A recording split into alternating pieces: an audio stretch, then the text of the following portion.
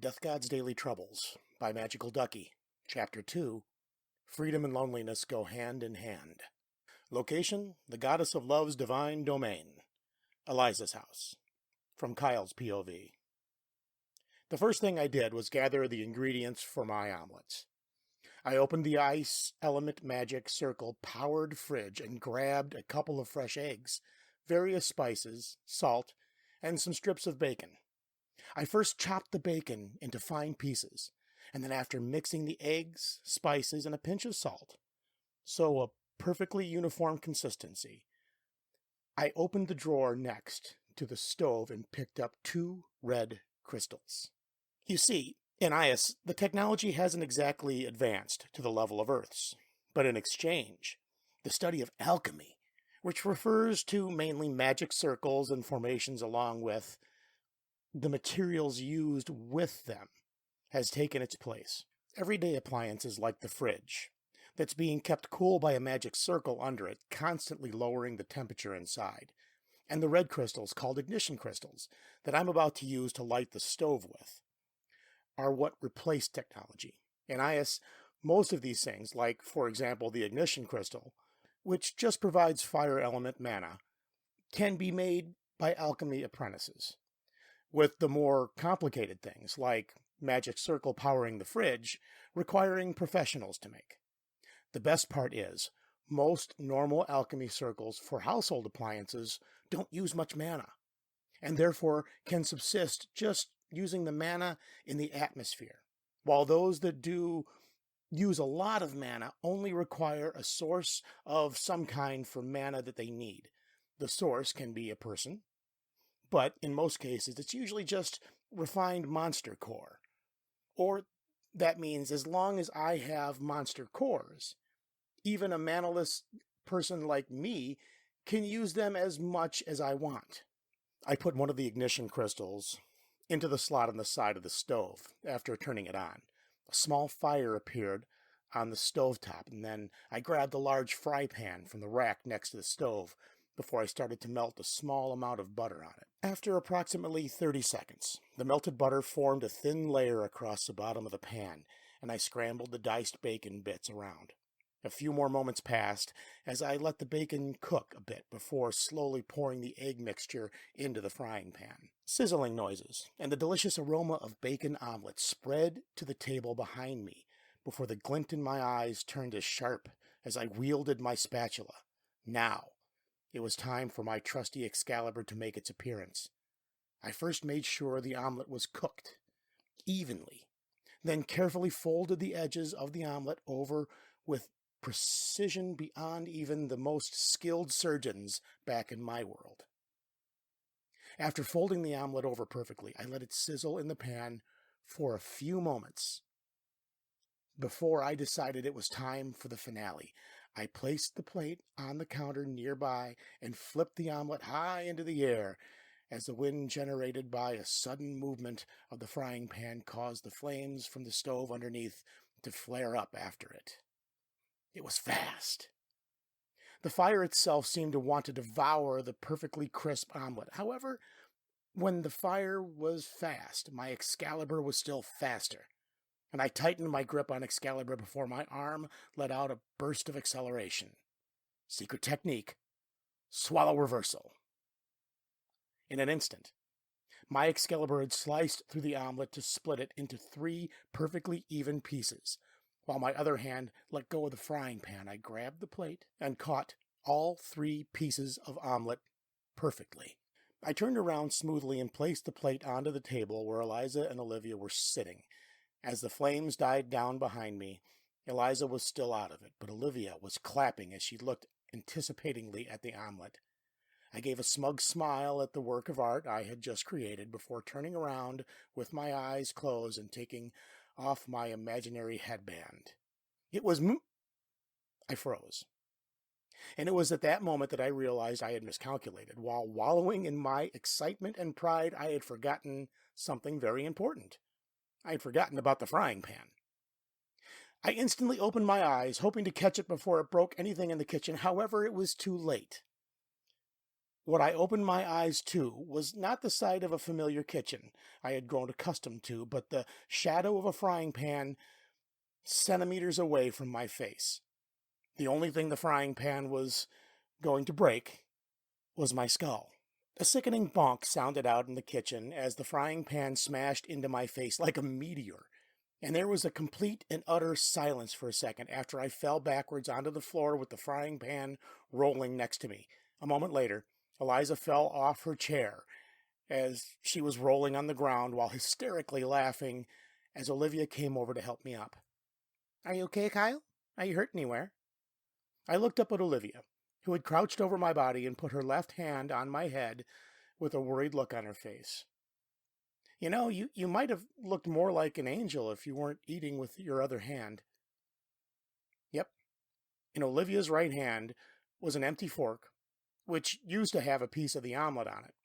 That particular piece of omelet was now inside her mouth as she was helping me up off the floor. Looks like my food is more important to her than anything of my well-being. Am I really that worthless to you, Olivia? I'm going to cry, you know.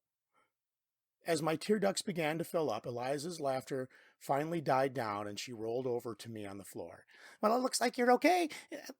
It's a good thing your skull is thicker than the rest of ours." In case you're wondering what Eliza means, she's talking about how hard my body is. And no, not in that way.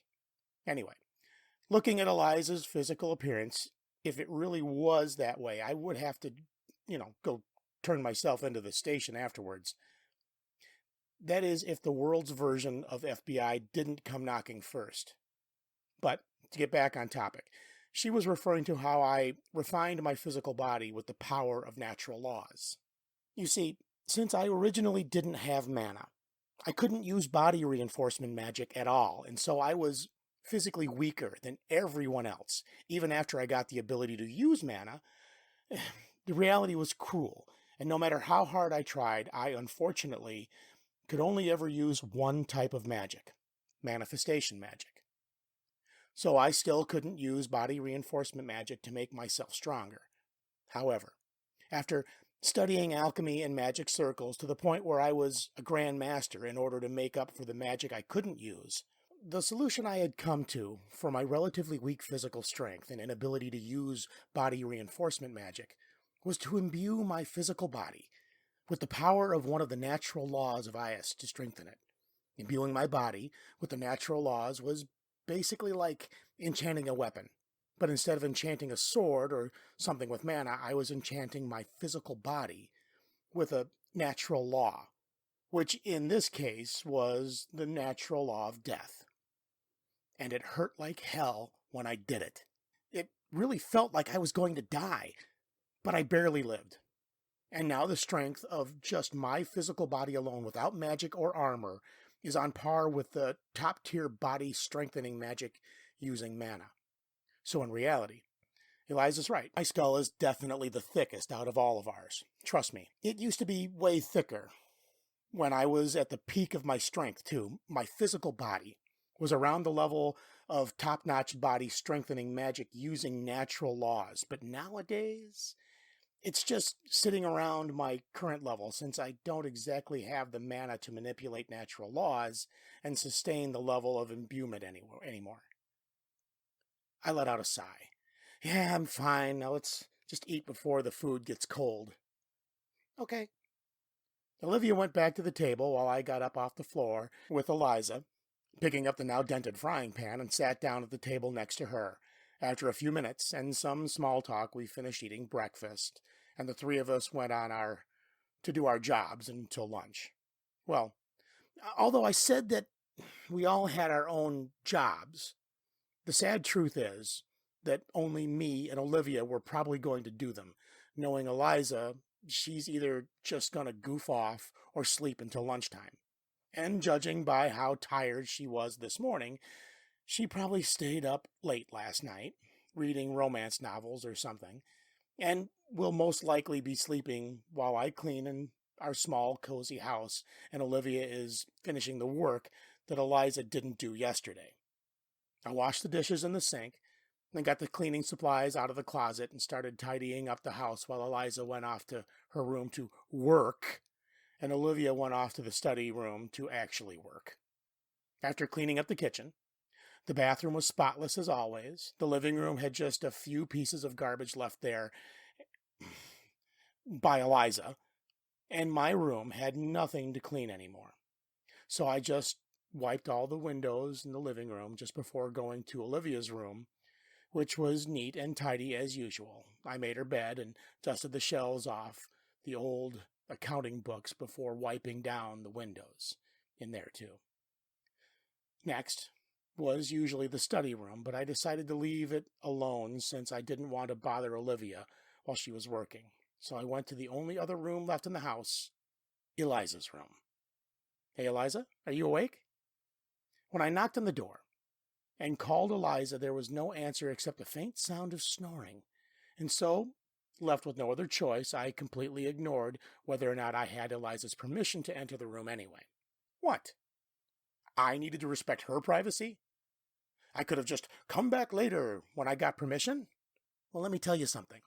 Eliza never, ever cleans her room. And I'm pretty sure if I left it there until I got actual permission to go in, which would probably take a couple of months, since she doesn't want anyone else to see how much of a slob she is, she would drown from all the random junk and garbage she throws around her room.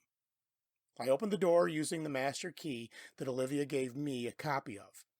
And, as expected, Eliza was fast asleep in her pajamas, hugging onto the same fluffy purple pillow that she had earlier.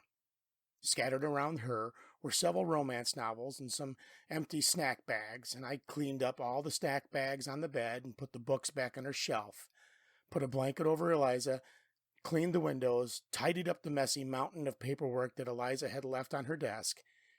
The slight jingling of the chain on the collar still clamped around my neck as I moved around Eliza's room, made Eliza mumble a bit before rolling around.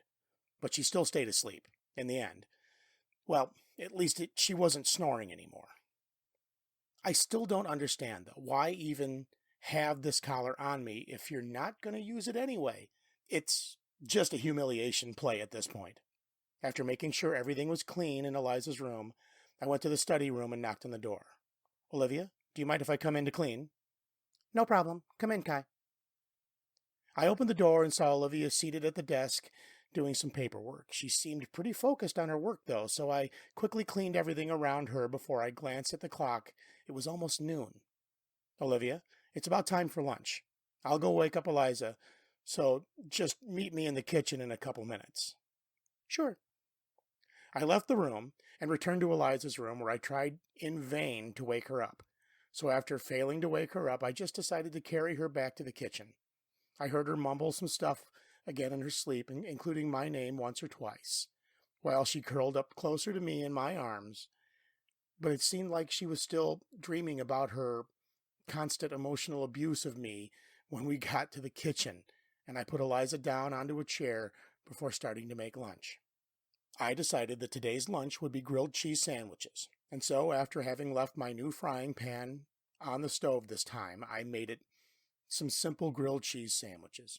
I placed the plates with the grilled cheese sandwiches on the table as Olivia walked into the kitchen and sighed once she saw that Eliza was still asleep again. Lady Eliza, wake up already. It's lunchtime. You've been sleeping since breakfast. Olivia shook Eliza until she woke up with a yawn. Eliza, rubbing her eyes, then smiled when she saw the grilled cheese sandwiches. Yay! It looks like it's grilled cheese for lunch today. Well, I felt better for Eliza after the whole pancakes episode this morning, so I thought I would at least make up for it with her favorite for lunch, grilled cheese. After we ate lunch, I went outside to trim the hedges and weed the garden while Olivia dragged Eliza with her to apparently discuss something important. It's probably just gonna be her nagging Eliza for skipping out on work again, or maybe finally finding out about Eliza eating the pudding that she would try to hide in the back of the fridge. Eliza's house, study room. Olivia's point of view. I honestly felt a little out of it as I dragged Lady Eliza to the study room with mixed feelings. But there was something important I had to discuss with her. Something that would change our lives forever. I sat down in the chair in the study room as I faced Lady Eliza kneeling on the floor. Wait, Olivia, I swear it wasn't my fault that the pudding you hid in the back of the fridge disappeared 3 days ago. Wait, what? I knew it was you. It was even my favorite flavor. I felt the urge to berate Lady Eliza bubble up inside of me, but I resisted it and I calmed down my emotions after a moment. I don't know what it was, the somber expression on my face that gave it away, but it seemed like Lady Eliza realized it was actually something important this time. She got up and looked at me with a serious face and took a deep breath. I'm angry, but that's not what I have to talk to you about right now. Well, what is it then? It's about Kai. I got word from His Highness, the God of Light, that Kai's sentence is up. His Highness told me that the deal he made with Kai was that he would be restrained for 1,000 years, and if he didn't do anything wrong during that time, then he would be banished to the main plane and granted his freedom again. At my monthly meeting with him yesterday, he told me that we need to release Kai by the end of today. He's still technically our responsibility, but we no longer have the right to restrain him in our divine domain. And unless he does something wrong again, he'll have nothing to do with us anymore. I'm sorry I kept it from you for so long, and I hope my acting was good enough this time to at least give you a few more blissful moments together. But our time's up. So what do you want to do, Lady Eliza? Lady Eliza just stared at me in silence for a few minutes. But despite her blank expression, I know she was feeling hurt deep down inside because, well, I was too. It was a silence that felt empty. I know it was, but somewhere along the line, Kai wedged himself into our hearts. And the moment he made it in, this household went from a family of 2 with an unfortunate guest to a family of 3. I can't even imagine what it will be like without him. There'll be no more fun shenanigans anymore. There'll be no more laughter echoing through the house every day. And we won't even be able to taste the cooking that we've grown to love anymore. Honestly, I'm scared. Scared that we'll feel alone again. Scared that things will never be the same anymore. I stared back at Lady Eliza. So, what should we do, Lady? Just let Kai go, then. Lady Eliza cut me off before turning around to face the door. She tried to act strong, but I could see her trembling. He's suffered enough, hasn't he? If the God of Light says Kai's punishment is over, then it's over. We'll send him back to the main plane later. Anyway, if he's still technically under our watch, that means we'll still get the money and the faith energy, right? It won't be that different around here. It's just that Kai will be gone. And if we want someone to clean up the house, we can just hire a maid, or we don't even need to eat in the first place, so we can save some more money since we won't be needing a kitchen anymore. If you really want some good food, we can just ask the god of cooking. I'll bet the cooking's 10 times better than Kai's anyway. Lady Eliza slowly twirled around to face me with a trembling smile, but she couldn't hide the tears flowing down her face. Everything will be fine, right, Olivia? After I saw that, I couldn't hold it anymore either. I got up and hugged Lady Eliza with my own tears dripping down onto her face. I don't even know how long we stood there, but after what seemed like an eternity, eventually we stopped crying and wiped away the tears and got ourselves ready to go release Kai.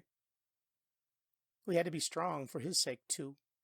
Eliza's house, living room. Kyle's POV. Phew.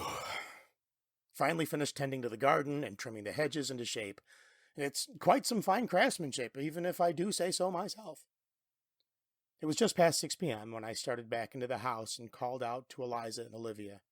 Eliza, Olivia, are you here? I'll be making dinner in about an hour or so don't forget to come down. The moment of silence passed before both of them actually showed up from the direction of the study room. For some reason, they had formal clothes on, and Olivia faced me with a serious expression, while Eliza stood next to her with a similar one. I immediately got concerned and put my serious face on myself. All right. Hey, what's going on?